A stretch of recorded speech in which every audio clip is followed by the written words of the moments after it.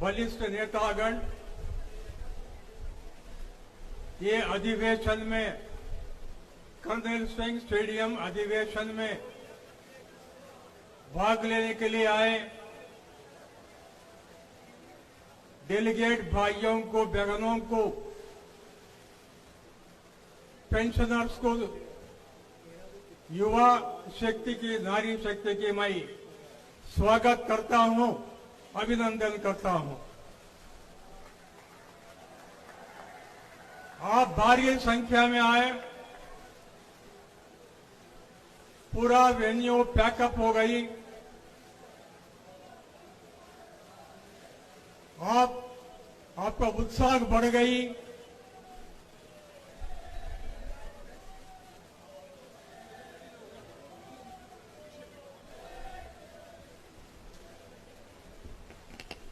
आपसे अनुरोध है, प्लीज कार्यक्रम में प्लीज स्थान ग्रहण करें अपना।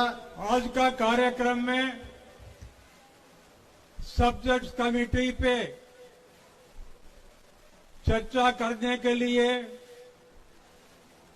भारत से कोने कोने से आए हमारा भाइयों को, बहनों को मौका देने के लिए ये सब्जेक्ट कमेटी चर्चा एजेंडा में हम जोड़े। क्षेत्र परिस्थिति, रेल कर्मचारियों का समस्या के बारे में और आपका सलाह क्या है।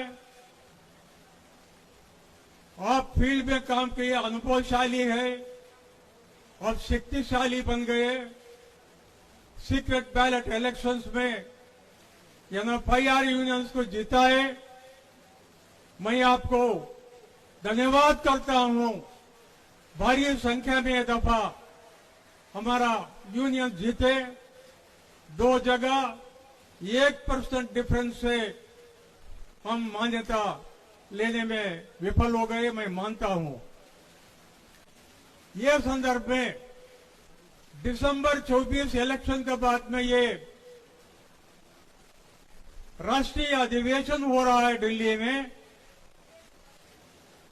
मैं यूआरएमयू को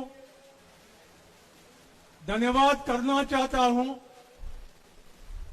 यूआरएमयू का लीडरशिप बीसी शर्मा जी, पूरा टीम को भी मैं धन्यवाद करना चाहता हूं। वॉलंटियर्स को धन्यवाद करना चाहता हूं। इतना संकल्प लेकर काम कर रहे हैं आपको सुविधा के लिए, आपको देखभाल करने के लिए। आप भी शांति से बैठ के ये समारोह में कर्मचारियों की समस्या पे बोलने के फोरम पे आप ये मौका आप अवेल करने से, जब एनएफआईआर वो सब्जेक्ट्स पे, वो समस्या पे क्या करना है आप सोच के योजना बना सकती। ये संदर्भ में मैं आपके सामने मेन सब्जेक्ट्स में जो प्रायोरिटी है वो आपके सामने संक्षिप्त रूप में 2 मिनट में बोलेगा। बाद में डेलीगेट भाइयों को, बहनों को अध्यक्ष जी मौका देंगे। आप मंच पर आके आपका मन की बात बोल सकते।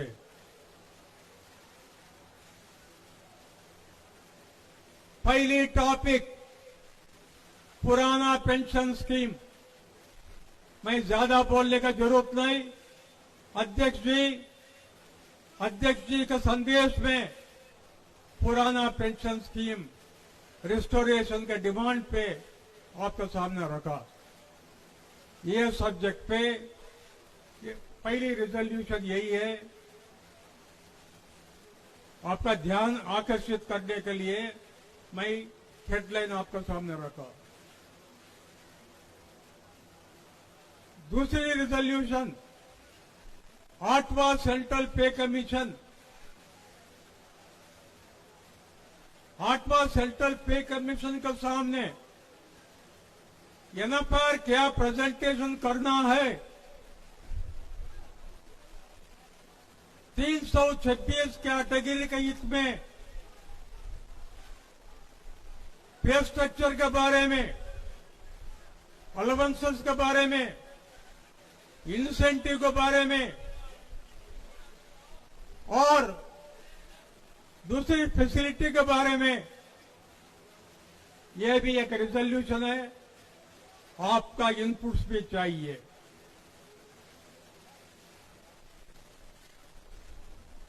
नेक्स्ट है प्राइवेटीकरण बंद करना, आउटसोर्सिंग बंद करना, कॉन्ट्रैक्टराइजेशन बंद करना।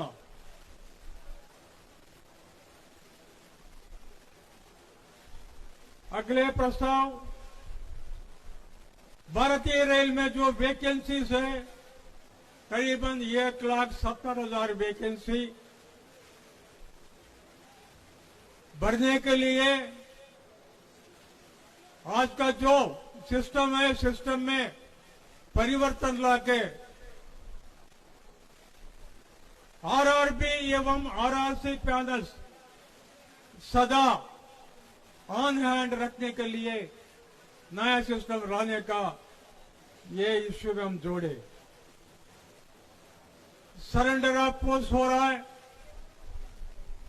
सरेंडर से कर्मचारियों का टेंशन बढ़ गई, बर्डन बढ़ गई, समय कर्मचारियों का स्वास्थ्य में गिरावट आ रहा है। ये सरेंडर अनवांटेड है, गलत है। रेलवेज में क्रिटिकल सेक्टर है रेलवेज, ये सरेंडर पूरा बंद करना पड़ेगा। एनएफआईआर से कंसल्टेशन करके जो एडजस्टमेंट करना है एक एग्रीमेंट माध्यम से करने के लिए हम यह प्रपोजल रखे। भारतीय रेल में 19,000 किलोमीटर रूट नया पटरी निर्माण किया, नया लाइन्स आ गए, वर्कशॉप्स निर्माण किया, सिग्नल टेलीकॉम यूनिट्स निर्माण किया, टोटल इलेक्ट्रिक अट्रैक्शन आ गई, टीआरडी का यूनिट्स बढ़ गई, गाड़ी की संख्या बढ़ गई, वर्कलोड बढ़ गई। ये एडिशनल वर्कलोड के लिए हमारा डिमांड है जो भारत सरकार बयान क्लैंप किया, ये बयान रद्द करना पड़ेगा, वरना रेलवेज कोलैप्स हो जाएंगे। ये भी हमारा मेन डिमांड है। जो महंगाई भत्ता, टीयरनेस रिलीफ 18 महीने का हमारा ड्यू थी, जनवरी 20 से जून 21 तक कोविड प्रिटेक्स पे जो हमको मिलना था डीए फार्मूला बेसिस पे, वो फ्रीज कर दिया भारत सरकार। वो 18 महीना डीए अरियर्स एवं डीआर अरियर्स वापस करो, पेमेंट करो, रिफंड करो, ये भी हमारा डिमांड है। उत्पादन संबंधित बोनस के बारे में आर्टिफिशियल सैलरी सीलिंग आज चल रहा है, 78 डेज बोलते, लेकिन कैलकुलेशन टाइम पे 7,000 रुपया लेते।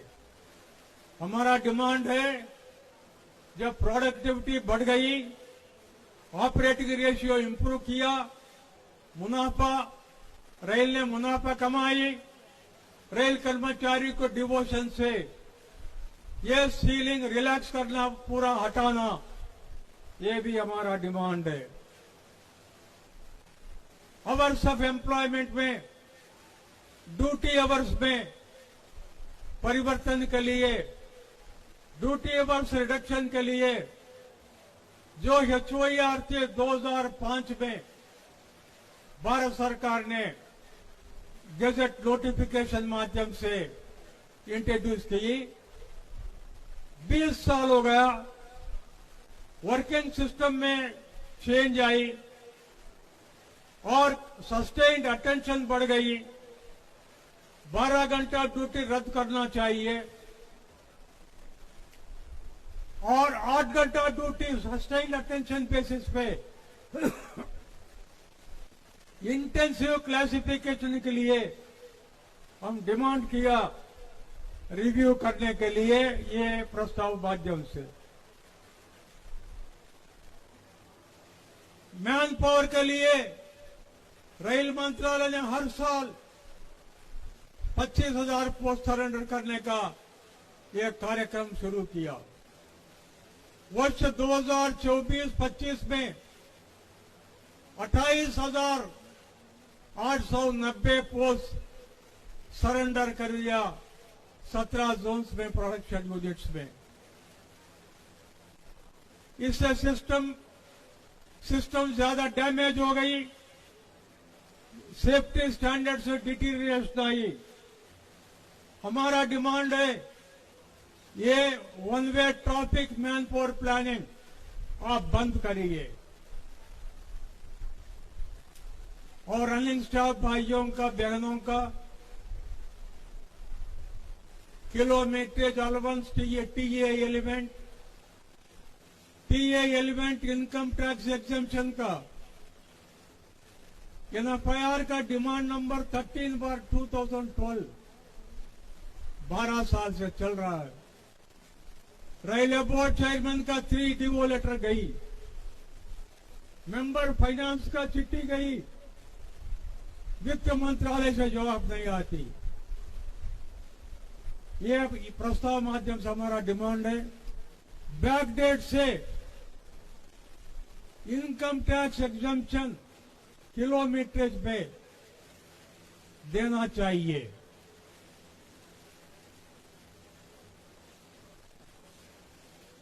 और नेक्स्ट रिजोल्यूशन बहुत इंपॉर्टेंट रिजोल्यूशन है, सेफ्टी रिलेटेड रिटायरमेंट स्कीम। जनवरी 2 तारीख 2004 में एनएफआईआर प्रयास करके सेफ्टी रिलेटेड रिटायरमेंट स्कीम लाई। 11 सितंबर 2010 वो स्कीम को इंप्रूव करके सेफ्टी कैटेगरीज हम जोड़े।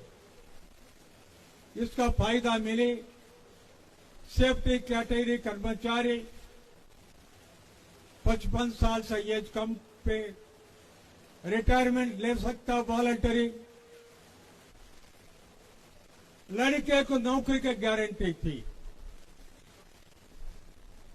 हमारा दुर्भाग्य है 5 तारीख मार्च 2019 में सुप्रीम कोर्ट आदेश अनुसार ये स्कीम रद्द कर दिया। पुनः हम एनएफआईआर ने एक रचनात्मक डिमांड बना के रेल मंत्रालय के सामने रखी। पार्लियामेंट में पास किया डिसेबिलिटीज एक्ट। वो डिसेबिलिटीज एक्ट का प्रोविजन कोट करते हुए हम डिमांड प्रोजेक्ट किया ये रेजोल्यूशन माध्यम से revised safety related retirement scheme, कर्मचारियों को वॉलंटरी रिटायरमेंट लेने के लिए प्रोविजन करिए। पुत्र वरना पुत्री को नौकरी का फैसिलिटी देने के लिए हम बैकग्राउंड पेपर बना के रेलवे बोर्ड के सामने रखे। ये भी ये रेजोल्यूशन हम लाए। महिलाओं का समस्या, नारी शक्ति एम्पावरमेंट करने के लिए और क्या इम्प्रूवमेंट करना चाहिए, ये भी हमारा रिजोल्यूशन नंबर 14 में हम जोड़े। फौज में काम करके रेलवे में री एम्प्लॉयमेंट माध्यम से आए वो कर्मचारियों का सर्विस कंडीशंस वेलफेयर और भी इम्प्रूवमेंट के लिए एक रेजोल्यूशन हम रखे।